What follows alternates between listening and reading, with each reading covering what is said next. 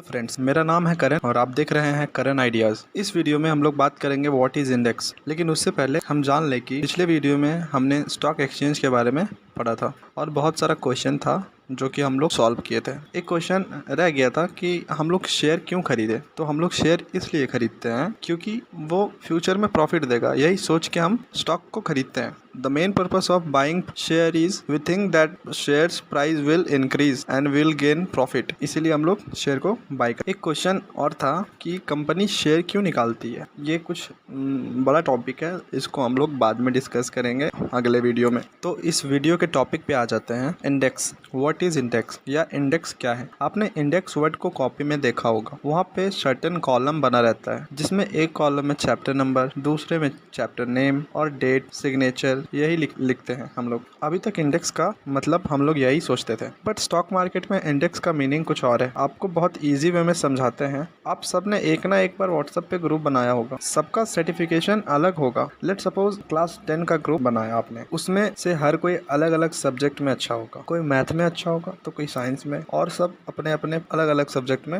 हर कोई एक्सपीरियंस होगा। यानी कि हर कोई एक अलग अलग सर्टेन सर्टिफिकेशन में क्वालिफिकेशन सबका अलग है कि सब कोई अलग अलग सब्जेक्ट पसंद है या फिर कोई भी अलग अलग चीज़।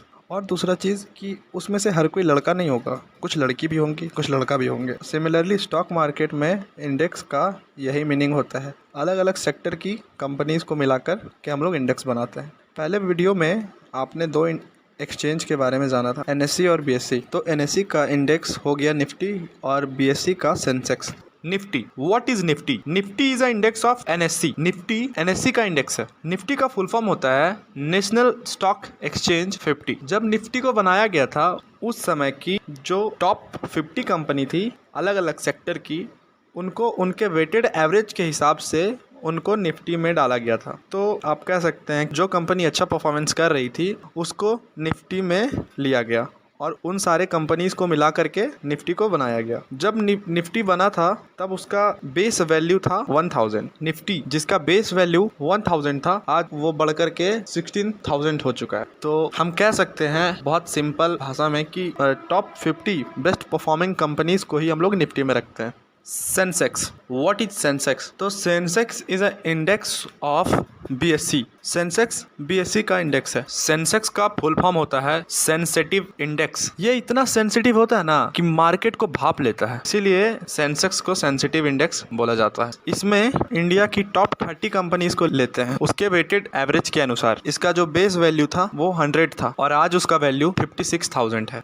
तो सेंसेक्स का जो इंडेक्स होता है इसमें भी वेटेड एवरेज के अनुसार ही इसमें सारी कंपनीज रहती। जो कंपनी वेल परफॉर्मिंग करती है उसको इंडेक्स सेंसेक्स के इंडेक्स में ले लिया जाता है, और जो खराब करती है उसको निकाल के दूसरा उसके जगह पे दूसरा कंपनी को रखा जाता है। तो अगर कोई ट्रेड करना चाहता है और उसको कोई कंपनी पे डाउट है कि ये कंपनी डूब जाएगी या फिर कुछ भी, तो आप डायरेक्टली इंडेक्स पे भी ट्रेड कर सकते हैं।